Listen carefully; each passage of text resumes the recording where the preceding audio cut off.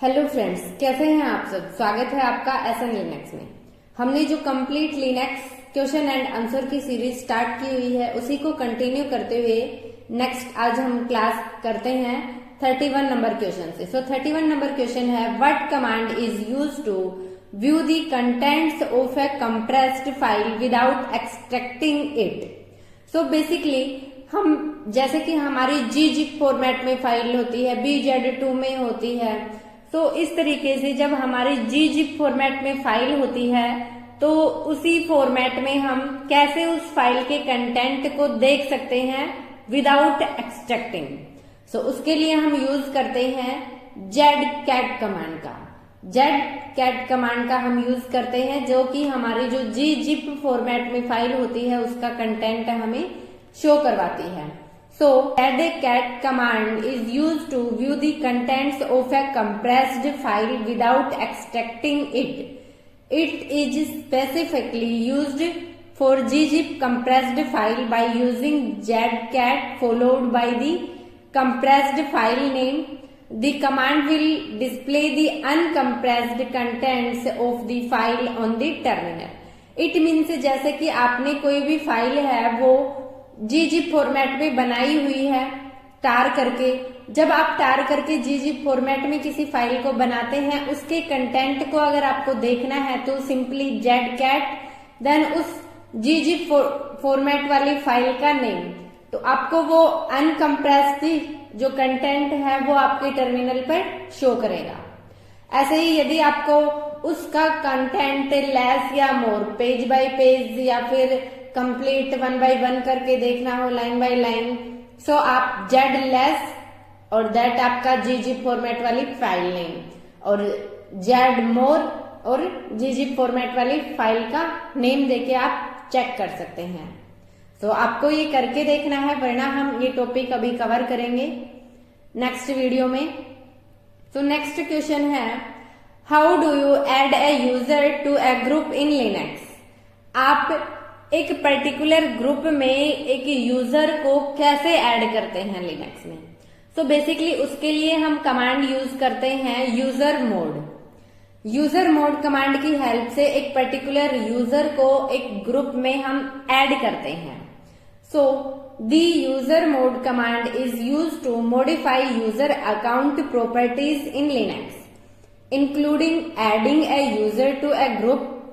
To add a user to a group, you can use the -a capital G option with the user mode command followed by the group name. For example, user mode -a capital G group name username adds the user to the specified group. आप इस command का format same as it is कि हम सबसे पहले user mode command then -a capital G group का name और user का नेम। सो इस तरीके से यूजर मोड कमांड से हमारा जो यूजर है वो इस पर्टिकुलर ग्रुप में ऐड हो जाता है। सो अभी हम करके देखते हैं। विमवेयर पे हमारा रेड हैट का मशीन है। तो सबसे पहले हम यूजर ऐड करते हैं यूजर ऐड कमांड से। मैंने सारू नाम से कोई यूजर ऐड किया।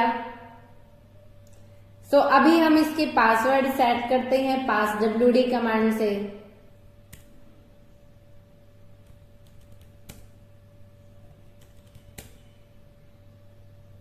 देन अभी आप यहाँ पे आईडी करके चेक करिए आपका यूजर बन गया या नहीं बना। ये देखिए आपका जो प्राइमरी ग्रुप होता है उसी वही ग्रुप है। इसका एक सेकेंडरी ग्रुप बनाएंगे, हम एक नया ग्रुप बनाएंगे और इसको एक उस ग्रुप में जो नया ग्रुप बनाएंगे उसमें हम ऐड करेंगे। तो फर्स्ट ऑफ ऑल अभी हमें करना है ग्रुप ऐड। मैंने एसएन लिनक्स के नाम से एक ग्रुप बनाया। अभी आपने ग्रुप बनाया, ग्रुप आपका क्रिएट हुआ या नहीं तो आप कैसे चेक कर सकते हैं। आपके ग्रुप में जाके etc के अंदर आपने अभी एसएन लिनक्स के नाम से ग्रुप बनाया। सो बेसिकली यहाँ पे देखिए एसएन लिनक्स नाम का ग्रुप। अब इस ग्रुप में हम जो सारू यूजर है उसको ऐड करेंगे। तो उसके लिए हम क्या करते हैं, उसके लिए हमारी होती है यूजर मोड कमांड के साथ हम ऑप्शन यूज करते हैं ए, देन कैपिटल जी, ग्रुप का नेम और हमारे ग्रुप नेम, देन हमारा यूजर नेम, एंटर। अभी हम यहाँ पे अपने ग्रुप्स में चल के देखें तो यहाँ पे देखिए इसके अंदर ये सारू नाम का यूजर ऐड हो चुका है। और अभी हम आईडी करके चेक करें उसी पर्टिकुलर यूजर को तो यहाँ पे देखिए पहले ओनली जो इसका प्राइमरी ग्रुप था सेम नेम से वही दिखा रहा था, अब जो आपने सेकेंडरी ग्रुप बनाया उसमें भी ये ऐड हो गया है। तो इस तरीके से हम एक यूजर को एक ग्रुप के अंदर ऐड करते हैं यूजर मोड कमांड की हेल्प से। सो नेक्स्ट है what command is used to display real time system resource uses in Linux. तो real time system resources check करने के लिए हम बेसिकली टॉप कमांड का यूज करते हैं। The top command is used to display real time system resource uses in Linux. It provides an interactive and dynamic view of the system CPU uses, memory uses, running process and other system information. Pressing the Q K exit the top command. So basically अभी हम यहाँ पे अपना top command चलाते हैं।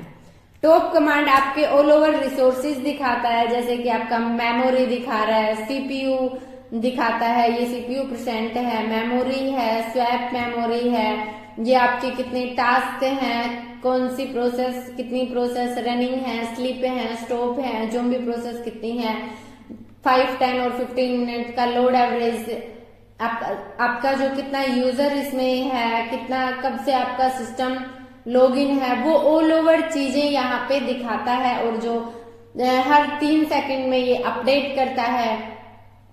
इसको simply हम exit करने के लिए क्यू प्रेस करते हैं, जैसे ही आप क्यू प्रेस करते हैं एग्जिट हो जाते हैं।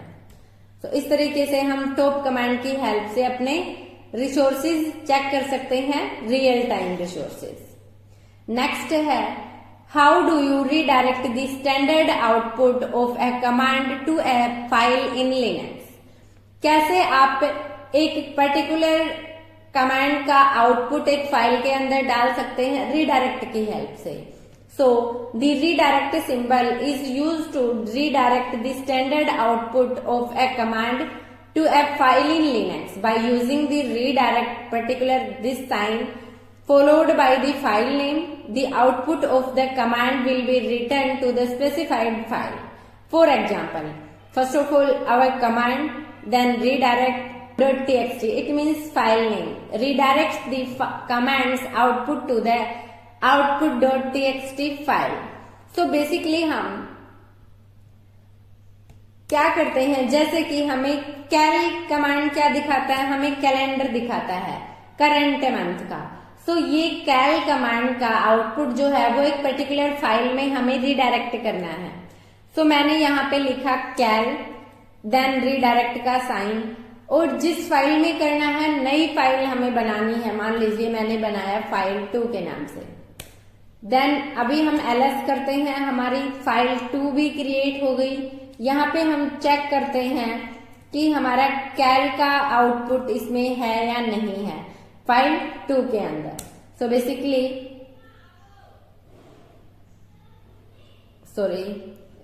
कैट करके चेक करते हैं हम फाइल 2 का। सो बेसिकली ये हमें इसी तरीके से इसी फाइल के अंदर मेरे को डेट कमांड का आउटपुट भी रिडायरेक्ट करना है। सो बेसिकली मैं डेट कमांड जो हमें ये आउटपुट देती है, ये आउटपुट हमें फाइल 2 के अंदर रिडायरेक्ट करना है। So basically that redirect then हमारी फाइल नेम। सो इस तरीके से करने से जो इसके अंदर ये कैल का आउटपुट है ये ओवरराइट कर देगा और डेट का इसके अंदर डाल देगा। जैसे कि अभी सिंपली आप चेक कीजिए, देखिए यहाँ पे कैलेंडर का जो आउटपुट था जुलाई मंथ का वो अभी नहीं है, ओनली डेट का है, इसने ओवरराइट कर दिया। बट आप चाहते हैं कि ये ओवरराइट ना करे और आपका ये जो पहले से कंटेंट है ये भी रहे और आप जो न्यू कंटेंट डालना चाहते हैं वो भी रहे। तो सिंपली इसके लिए जैसे कि अभी मैं फिर से कैलेंडर का आउटपुट डालती हूँ कैल, तो हम इसके लिए डबल रिडायरेक्ट का साइन यूज करेंगे और फाइल टू। देन अब आप इसको चेक कीजिए, आपका डेट का भी आउटपुट इसके अंदर स्टोर है और आपका कैलेंडर भी। इस तरीके से हम रिडायरेक्ट साइन का यूज करते हैं कोई भी कंटेंट किसी फाइल में रिडायरेक्ट करने के लिए। नेक्स्ट है how do you add a user to a group in Linux. So basically अभी हमने डिस्कस किया, ये कुछ क्वेश्चन है जो 2 बार टाइप हो गए हैं। सो बेसिकली हम यूजर मोड कमांड का यूज करते हैं पर्टिकुलर यूजर को, और ये हमारी कमांड होती है user mode -a capital G then group name then user name. Next है how do you check the available disk space on a Linux system. कैसे आप डिस्क स्पेस चेक करते हैं कितना अवेलेबल है आपके सिस्टम पर। सो बेसिकली उसके लिए हम यूज करते हैं df कमांड का। df कमांड क्या होता है? The df command is use to check the available disk space on a Linux system. It display information about the file system disk space uses, including the total used and available space for each mounted file system. Running df without any option shows the disk space in a human readable format. df के साथ हम -h का use करते हैं human readable format के लिए। Simply हम यहां पे करते हैं df देन -h। ये हमें ऑल ओवर हमारा कितना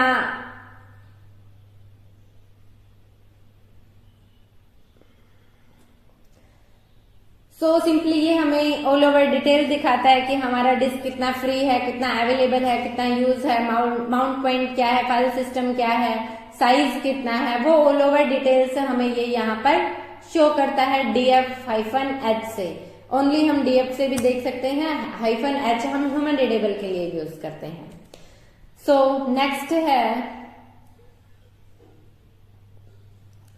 but command is used to start a stopped or background process in Linux। आप कैसे चेक करते हैं किस कमांड की हेल्प से कि आपका जो जॉब है वो स्टॉप है, बैकग्राउंड में स्टार्ट करना है, टर्मिनेट करना है, वो ऑल ओवर चीजें। उसके लिए हम यूज करते हैं bg command. Because we are talking about background process. bg command, it means background. The bg command is used to start a stopped or background process in Linux. It resumes a suspended or stopped process and moves it to the background.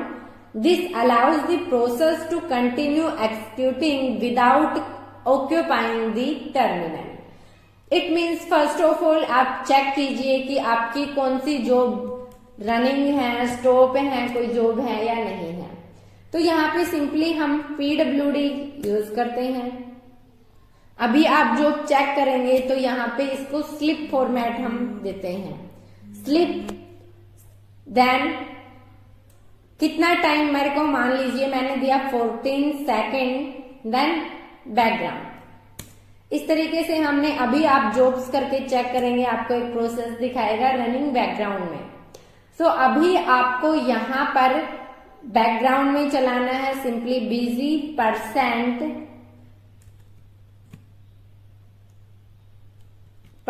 Then आपका जो यहाँ पे number दिया होता है job number वो। तो इस तरीके से आप यहाँ पे चेक कर सकते हैं कि आप ऑलरेडी बैकग्राउंड में है आपकी जॉब या फिर आपका फोरग्राउंड में है। अगर आपको फोरग्राउंड में देना है तो सिंपली आप स्लिप देन 30 सेकेंड। आपने यहाँ पे फोरग्राउंड में चल रहा है, Ctrl+Z हमने किया। अभी आप जॉब्स करके चेक कीजिए, आपने चेक किया कि आपकी एक प्रोसेस है जो स्टॉप है। अभी सिंपली आप यहाँ पे इसको कीजिए fg % देन आपका जॉब नंबर। तो ये आपको इतने टाइम का शो कराएगा। तो इस तरीके से हम बैकग्राउंड में या फोरग्राउंड में अपनी जॉब्स को चेक करते हैं। नेक्स्ट है how do you add a user to a group. Same question है, सॉरी गाइस मल्टीपल टाइम ये प्रिंट हो गया। नेक्स्ट है what command is use to display the manual pages for a specific command in Linux. So इसके लिए हम use करते हैं man command. The man command is use to display the manual page for a specific command in Linux. It provides detailed documentation and information about various commands, utilize and system functions. By typing man followed by the command name, you can access the corresponding manual page and navigate through it. मैंने multiple time आपको man command के बारे में बताया है कि man command हम कब और किस लिए यूज करते हैं। मैन कमांड बेसिकली हम मैनुअल पेज देखने के लिए, किसी भी कमांड का मैनुअल पेज हमें देखना हो तो हम मैन कमांड का यूज करते हैं। सिंपली मेरे को देखना है ग्रैप का, सो मैन ग्रैप। तो यहाँ पे आपको सारे option, all over details, complete manual page आपको ग्रैप का दिखाएगा। इससे एग्जिट करना हो सिंपली हम क्यू प्रेस करते हैं और एग्जिट हो जाते हैं। तो इस तरीके से हम मैन कमांड का यूज करते हैं। नेक्स्ट है how do you find the process ID of a running program in Linux. Running program में लिनक्स में आप एक पर्टिकुलर कैसे प्रोसेस आईडी फाइंड आउट करते हैं।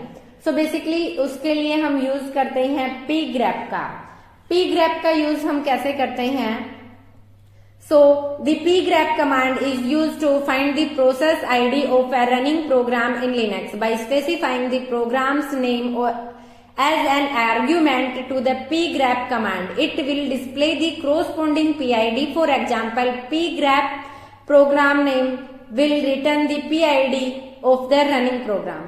So basically आप जैसे ही pgrep का यूज करते हैं और जिसका भी आपको देखना है उससे रिलेटेड जो जो प्रोसेस आईडी है वो शो करेगा। जैसे मैंने चेक किया बैश का, तो ऐसे ही आप चेक कर सकते हैं। जैसे कि मैंने किया pgrep,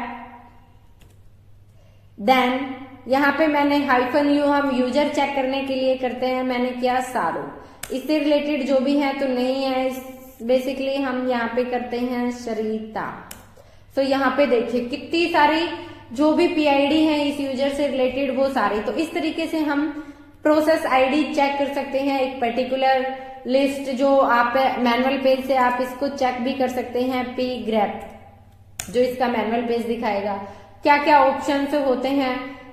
जैसे कि अभी हमने यूज किया -u का, तो सिंपली यहाँ पे देखिए only matches process whose effective user ID is listed, enter the numerical or symbolic value may be use. तो इस तरीके से अलग अलग ऑप्शंस के साथ आप pgrep कमांड की हेल्प से पीआईडी चेक कर सकते हैं। सो आज के लिए इतना ही। अगर वीडियो पसंद आया हो तो अपने दोस्तों के साथ शेयर करें। चैनल पर नए हैं तो चैनल को सब्सक्राइब करना ना भूलें। Thank you so much guys.